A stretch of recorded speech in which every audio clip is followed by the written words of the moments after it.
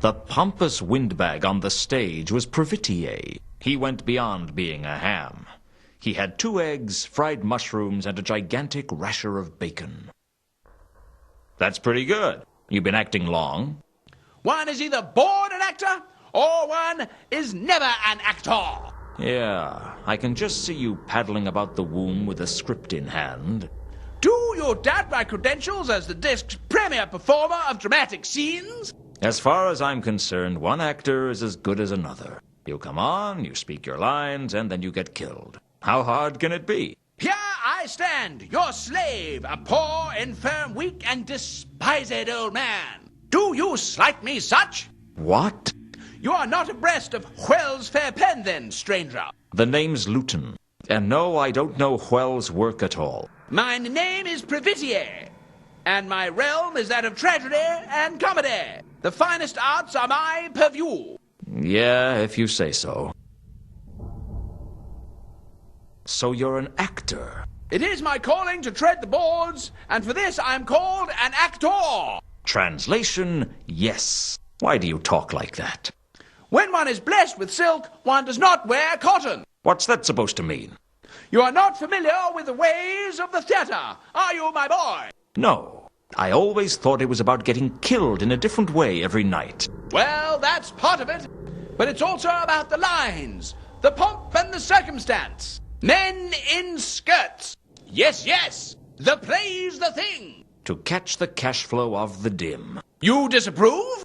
A man must his living make. If he could make it with decent grammar, I wouldn't mind. You should come and see the spectacle. Perhaps then you would cast less scorn upon our merry ways. You want me to go to see a play? Come to hear the wooden dialogue. That's not much of a quote. It was the best I could do at short notice. What's playing at the moment? Troculus and Chrysalix, the tale of the frailty of woman and the stupidity of a man in love. With a lot of bloody deaths thrown in for good measure. But of course.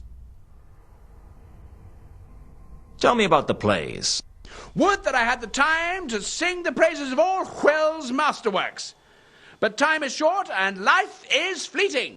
Just tell me about the plays. Our current season is a groundbreaking interpretation of Hwell's most famous works, pushing back the boundaries of art and style. Groundbreaking? 'Tis a term we of the noble calling use to describe the way each generation improves and expands upon the themes laid bare in the soul by inspiration.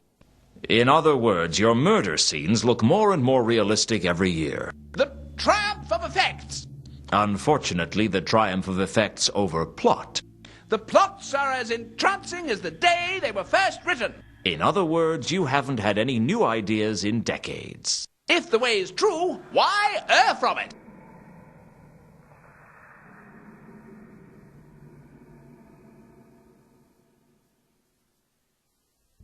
I gave Carlotta's description to Pratchett and asked him if she'd been around the theater. Indeed, I have seen that young flower amongst the audience. She comes often and stays unto the end. I oft find myself musing as to what it is that draws her back. You wonder why she bothers to come back? So, you're admitting that the plays aren't very good. As good as they are, this young lady has been back to see the same play many times. And she is not alone. There are several such regulars. But perhaps these fine souls sense that the magic of each of the plays is timeless. I suspect there's more to it than that. Can you describe any of the others? Alas, only the lady's visage is burnt across my eyes like the dawn's first light.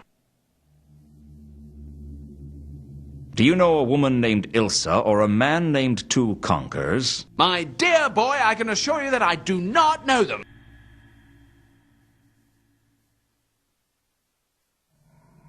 Have you heard of the counterweight killings? A terrible state of affairs, a tragedy. But do you know anything about it?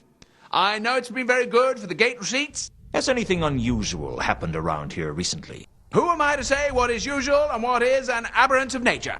Believe me, if I had someone else to ask, I would. The closest to an unusual occurrence was when Lucius, miserable souse that he is, missed the role in Titus Diplodocus. Missed his role? He was supposed to be playing Canapé, but he didn't turn up. I don't know where he is. Where he is? He still hasn't turned up. Probably afraid we're going to eat him alive when he finally drags his sorry carcass back here. A man named Mundy was killed recently. Slain amidst the bright flags of peace, eh? Well, hung upside down in his room with his eyes plucked out, actually. Indeed. It reminds me of Will's epic, The Leering King. Ah, such sweet sorrows. What's that supposed to mean?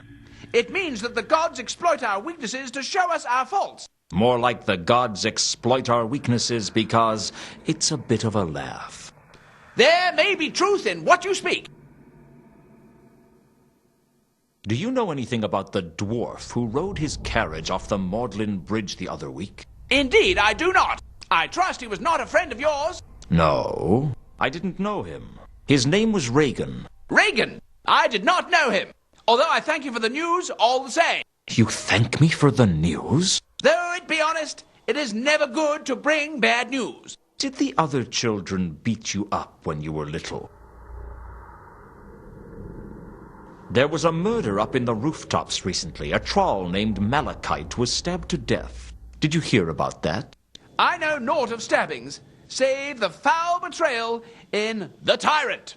The Tyrant? A play? We performed it but recently. Ah, the grandeur of the stage. Cry havoc and let slip the dogs of war. The dogs of war? In the play, the tyrant leads an army of dogs into battle, but they kept slipping all over the place because of the general muddiness. Does he win? Well, in the end, he's betrayed by his closest ally and stabbed to death by the people of Ephebi. Doesn't sound like much of a victory.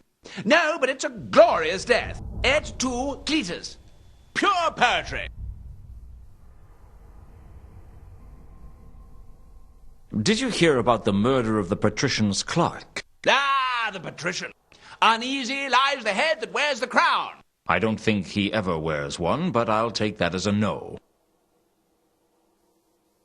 There was a murder at Unseen University recently. The reader of esoteric occultism was killed. Do you know anything about that? Alas, no. But all that must live must die.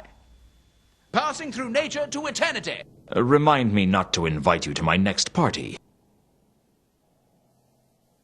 Have you heard about any merchants being murdered recently? But of course. One was slain in this very theatre only days ago. Really? At the climax of Kensington, the merchant is strangled by his very wife. It was very dramatic. The murder was in the play? I would not take such pleasure in a real murder, my boy. To mourn a mischief that is past and gone is the next way to draw new mischief on. Couldn't you just say, bad things cause other bad things? One must embrace the beauty of language. Well, ease up on the hug, Pratchett. I think the language needs to breathe a little.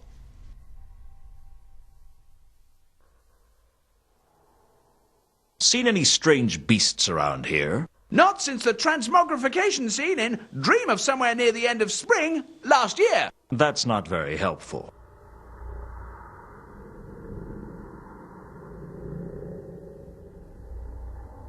Tell me what you know about golden swords. Alas, I know of but one such blade, the falchion from Troculus and Chrysalic. The falchion was a slightly curved sword, cast in gold.